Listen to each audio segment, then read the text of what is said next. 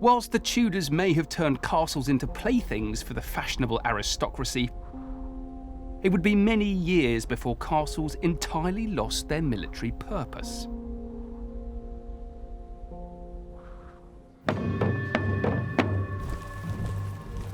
In 1643, the second year of the English Civil War, one extraordinary woman demonstrated the ongoing military value of castles.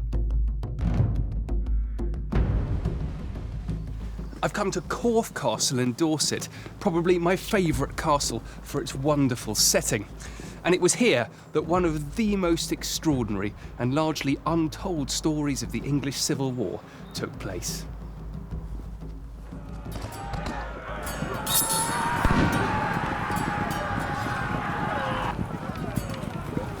This civil war, fought between Oliver Cromwell's Parliamentarians and the Royalists under King Charles I, caused ancient castles, fortifications and even town walls to suddenly acquire a value and function that had been almost forgotten.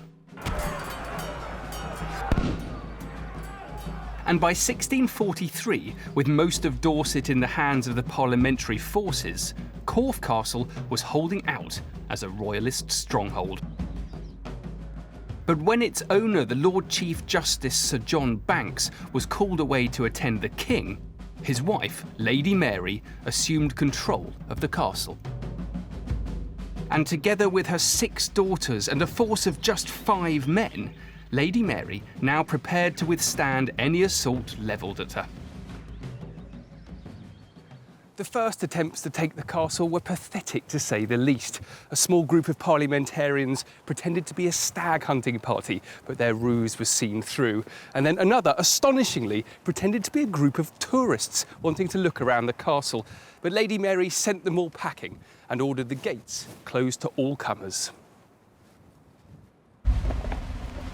Fearing further and more serious attempts on the castle, Lady Mary stocked up on provisions and called in reinforcements.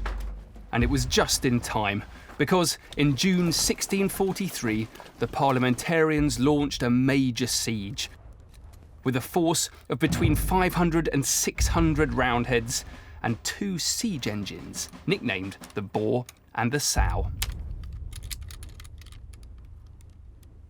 The siege ensued for 6 weeks. The Parliamentarians were unable to breach the castle walls and proved easy targets for the Royalist marksmen. With Lady Mary's garrison commander successfully protecting the outer bailey down there, Lady Mary herself took control of the inner ward up here.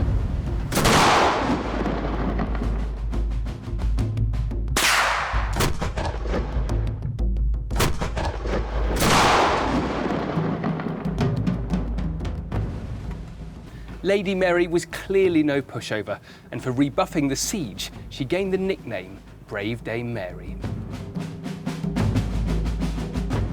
For the next 2 years, Corfe Castle continued to hold out as a royalist stronghold, but Brave Dame Mary's luck would not last.